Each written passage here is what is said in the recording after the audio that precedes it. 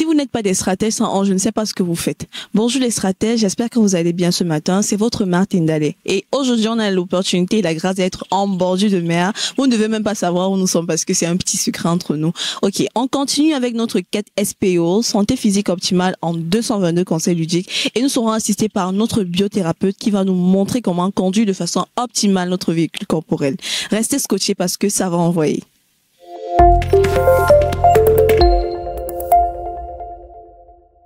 Bonjour Monsieur Sade. Bonjour Madame Martine Dallet. Vous allez ce matin? Très bien, surtout qu'aujourd'hui nous sommes au bord. C'est ce que je constate.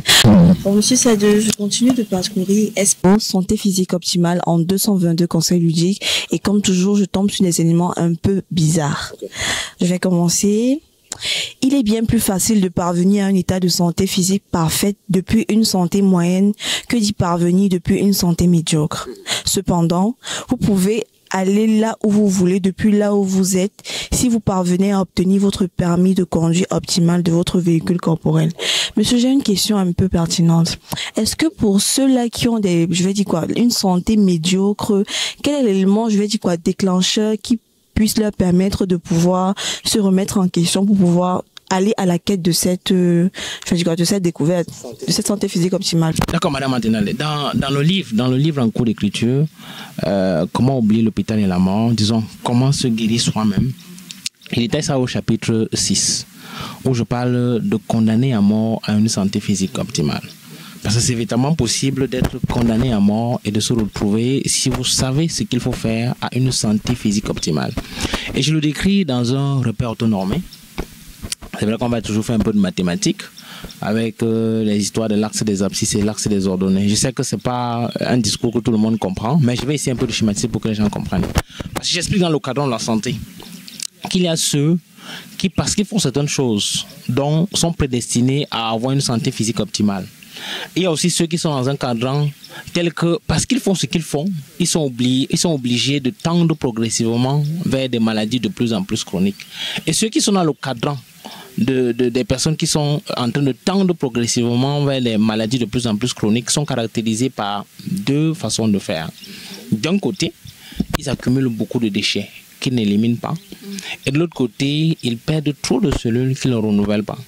C'est pour ça que quand quelqu'un est condamné à mort, techniquement, de façon théorique, je lui explique qu'en réalité, non. Le problème, c'est que tu n'es pas condamné à mort. C'est juste que d'un côté, tu as tellement accumulé de déchets que tu n'as pas su éliminer. Et de l'autre côté aussi, tu as perdu tellement ta réserve de cellules souches que voilà, ton corps n'a plus de quoi faire face à certaines situations. Maintenant, si vous enclenchez le processus d'auto, parce que vous êtes au sommet là, parce que comme je l'ai dit, sur l'axe des abscisses, vous êtes à plus infini d'accumulation de déchets. Et sur l'axe des ordonnées, vous êtes à moins l'infini de pertes cellulaires.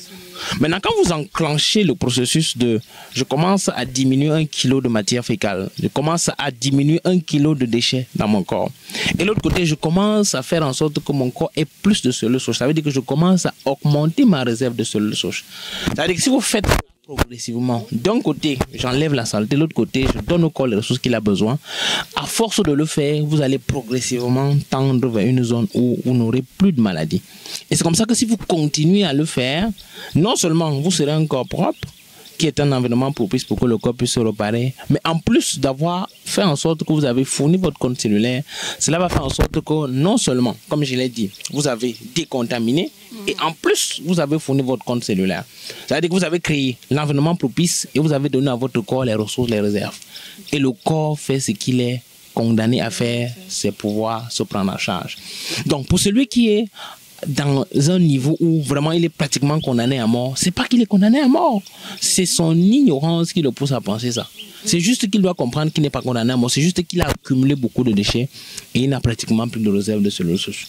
C'est pour ça que pour la personne qui n'a pas trop accumulé de déchets et qui a encore une quantité importante de réserve de cellules souches peut facilement se retrouver dans une zone de santé physique optimale par rapport à celui qui a trop perdu de cellules et qui a accumulé énormément de déchets. Donc voilà, ça c'est tout simplement ça. Ok, merci Monsieur Sade. Je vous en prie, Madame Martine Dallet.